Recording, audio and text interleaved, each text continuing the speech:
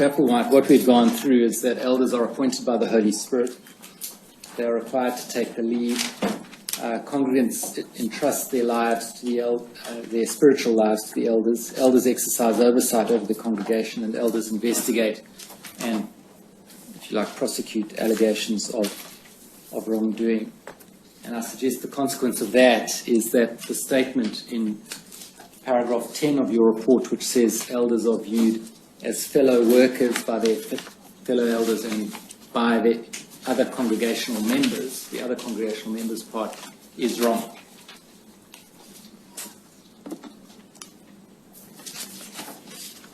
You're being invited to respond to that.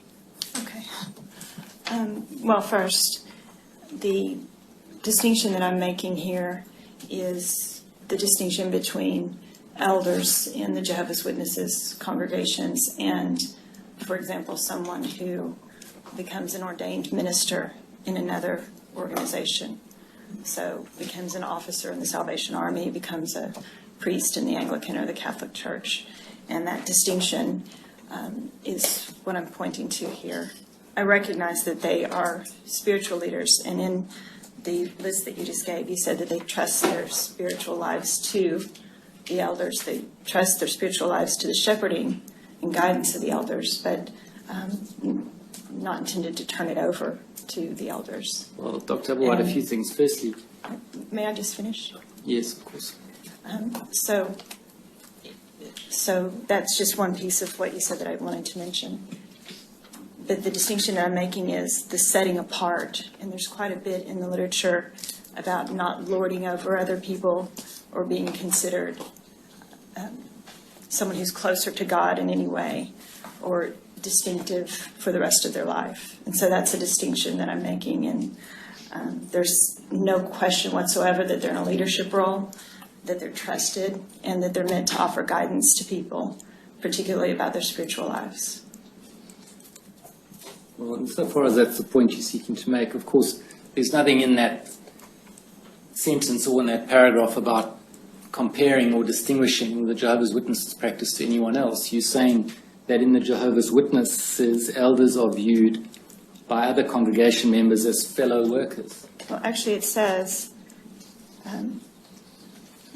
there is no particular sustained relationship between an elder and a circuit overseer the way there is with a pastor to a bishop in other organizations. So there's a reference to it, but you're right, I didn't make that specific point. Well, that's the one point you make, and then you make a separate point, which I suggest to is wrong. They are the shepherds, they are not the sheep. They are the shepherds. Yes, not the sheep. They're not the fellow workers. They're not seen like that. Elders are not seen like that by the congregants.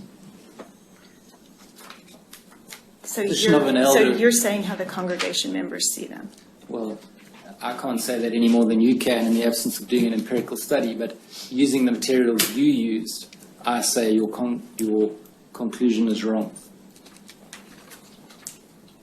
The elders are in a position of prestige, aren't they? Prestige is probably not a word that I would see in their literature or the way that they would hope that an elder would present themselves. They're in a position of honor. It is an honor. Yes. And it's, in many senses, the antithesis to fellow workers.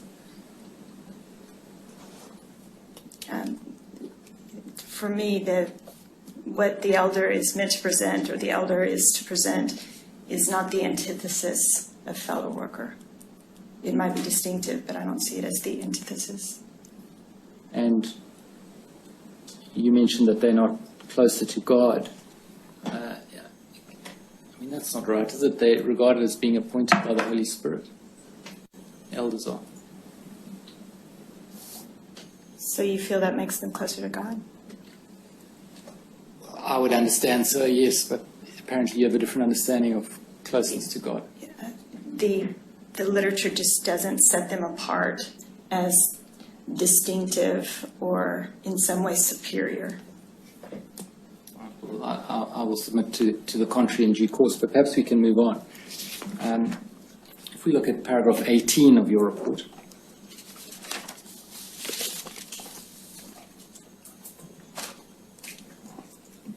see it says that the elders are the local spiritual leaders of the congregations, and they offer spiritual guidance to congregation members on their own initiative or to those who ask for help. And it says they are the only members of the congregation authorized to provide pastoral care, which is meant to provide for the spiritual well-being of all congregation members. And then you make essentially the same point, although more specifically about ministerial servants in paragraph 20. Do you see it? You say ministerial servants are members of the congregation. You provide non-pastoral practical assistance and service to the elders. And then you say ministerial servants are not authorized to provide spiritual guidance, counseling, or any other pastoral services to members of the congregation.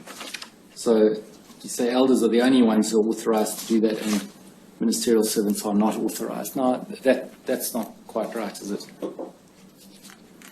Can you tell me how it's not quite right?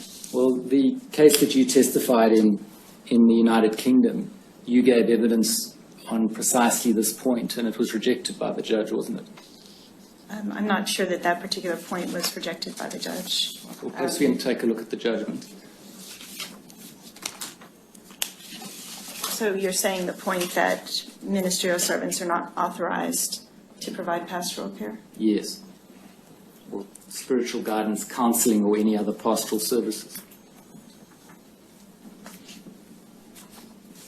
Can we have it on the screen? Let me just look at the first page first. Where's a copy for me?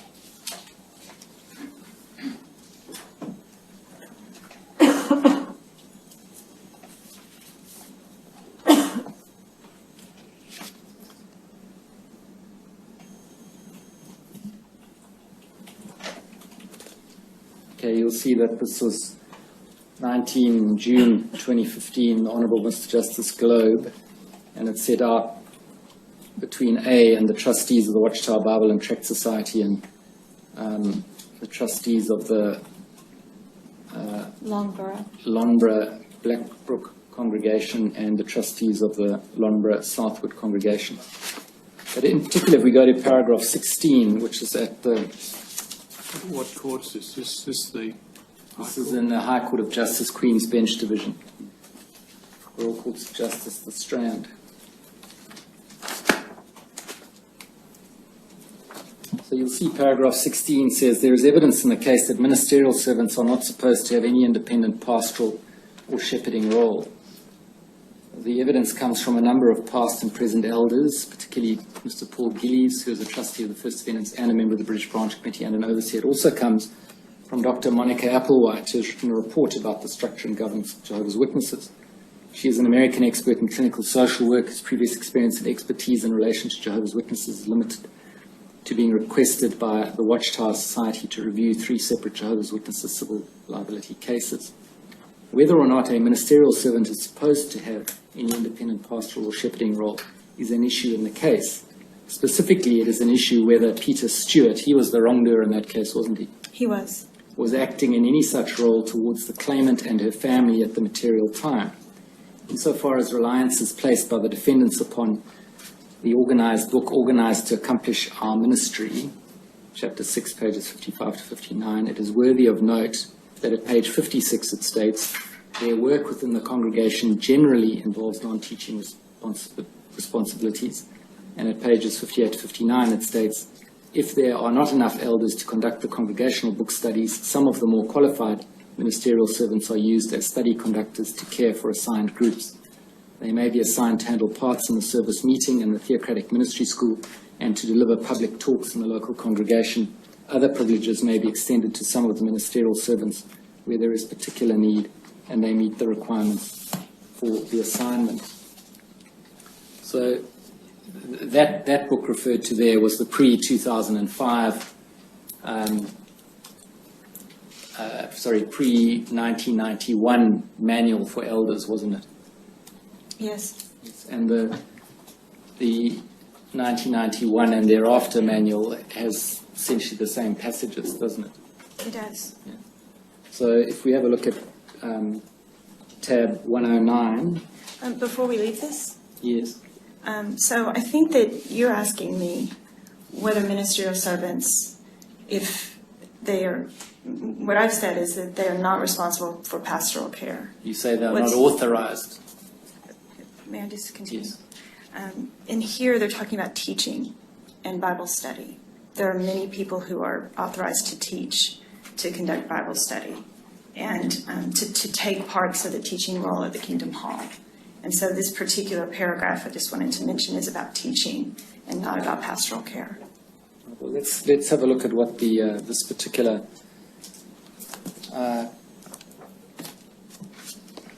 subsequent edition states at tab 120.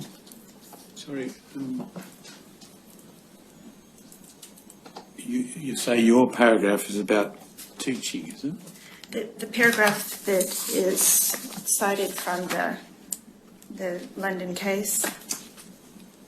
That paragraph involves referring to non-teaching. Generally, their work is non-teaching. However, they do have sometimes teaching roles, which, from my perspective, is different than spiritual guidance or pastoral care. What's the difference? So a teaching role for them would be standing up at a meeting and going through the Watchtower, teaching a pre-assigned lesson, or in a home would be with a group of people overseeing a Bible study. And pastoral care would be someone coming and saying, I'm having trouble in my family, I need someone to talk to. And so that's the distinction that I'm making. When it comes to access or opportunities in analyzing cases, there's a distinction between the access that's provided by pastoral care. Well, you'll see there that his lordship in that paragraph 16 specifically says that whether or not a ministerial servant is supposed to have any independent pastoral or shepherding role is an issue in the case. Yes? You see that? So that was an issue in the case. It was an issue in the case, Yes. And if we have a look at, we'll just deal with it in order, 109, first tab 109. Is that a different document? Yes. Okay.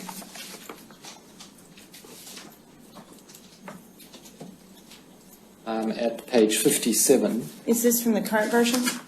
Yes, so what this is from is the document we showed you earlier, Organized to Do Jehovah's Will, 2005 onwards. Oh, okay. Then I do need, wait, I have it already.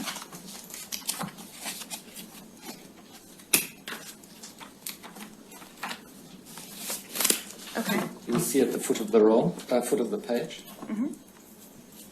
Depending on local, so this is dealing with ministerial servants. Right. Depending on local circumstances, there may be other services that can be assigned to ministerial servants who are doing, as the Apostle Paul encouraged young Timothy, making their spiritual advancement manifest.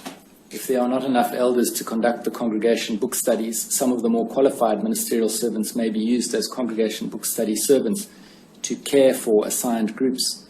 They may be assigned to handle parts in the service meeting and on the theocratic ministry school and to deliver public talks in the local congregation. Other privileges may be extended to some of the ministerial servants when there is a particular need and if they meet the requirements for the assignment. I suggest on the basis of that, there are circumstances in which from time to time ministerial servants are authorized to undertake pastoral care. I haven't seen those circumstances. Well, you haven't seen any circumstances, I understand it. You've done a review of the documents, not the practices. I haven't seen examples that have been given in the publications or in the few cases that I have reviewed. I haven't seen a ministerial servant assigned to something that would be considered pastoral care. Well, but you would accept that it's envisaged that the elders in a congregation may involve ministerial servants in pastoral care. That's just not my understanding of their practices. Well, leaving practices to one side, let's deal with what the documents teach them. I'm suggesting that on a reasonable reading of this, it's clear that there are circumstances in which an elder may authorize a ministerial servant to undertake pastoral care in a congregation. So, since we're reading, the the beginning of this section, they describe what ministerial servants normally do, keeping the Kingdom Hall clean and caring for the publications and so forth. And then they describe certain assignments or privileges that involve teaching. And my understanding is that there's a distinction for them between who is authorized to provide person-to-person spiritual guidance or pastoral care. That's my understanding. But based on what? Based on the reading of these publications and based on the examples that are given. It's very common in the publications that they will describe scenarios and give examples, and I've never come across that. Perhaps we can look at the document at tab 120. It's the document Shepherd the Flock of God, which is the current elders textbook. You'll be familiar with it. Do you have a hard copy? I have a copy. And in particular at page 24.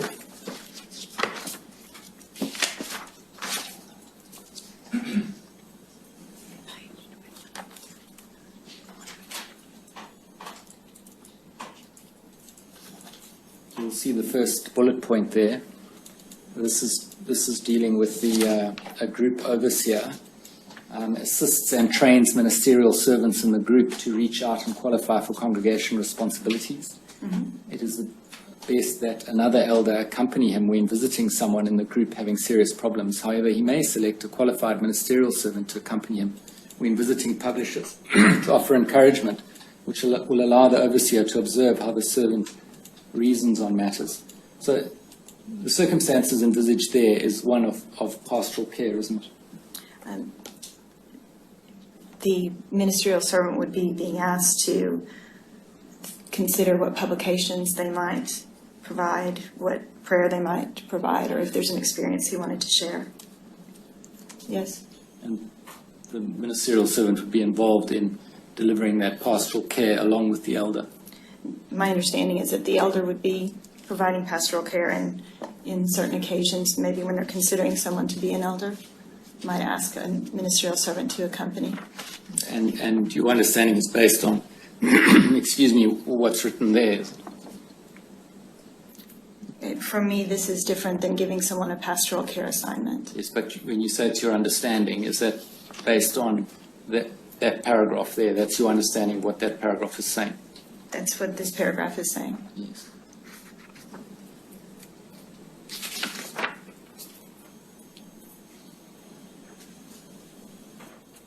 If you just read the last sentence there, it says, afterward, the overseer reviews with the ministerial servant the reason the call was handled the way it was. So it's meant to be an observation and an instruction opportunity. Well, it certainly doesn't exclude participating in the pastoral care itself with the elder.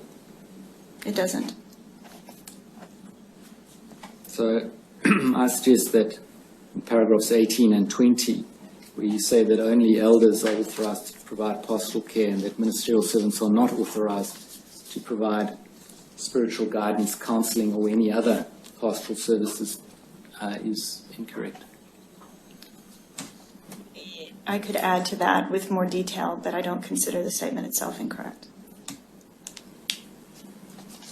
And if we have a look at 21, your paragraph 21,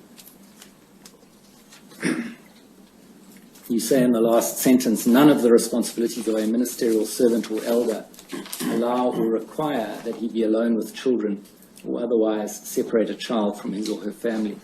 Now that's not right in respect of allowing an elder to be alone with children, is it? There may be circumstances in which an elder is allowed to be alone with a child, isn't there? Their own children? Other children in the congregation. I don't know those circumstances. Well, if we look at tab 97,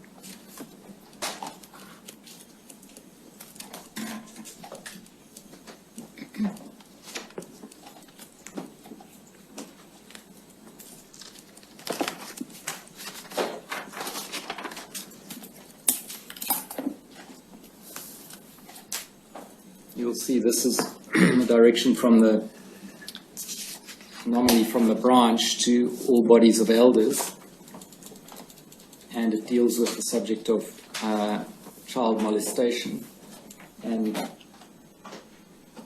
particular if you look at the third paragraph. Thank you.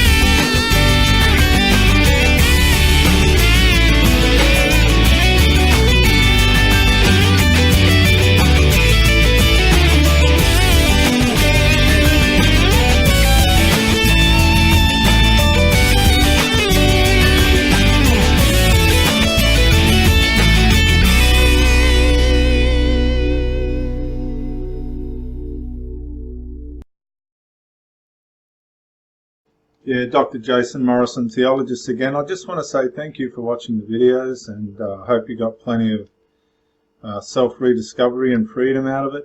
If you watched it on YouTube, please share or like, maybe even comment. If you watched it on Facebook, like, comment, share. But most of all, get out and live. This isn't a rehearsal. You've got a one-off life. Don't let your loyalty and your faithfulness blind you to the life that you should be experiencing. Till the next video, thank you for watching, and bye for now.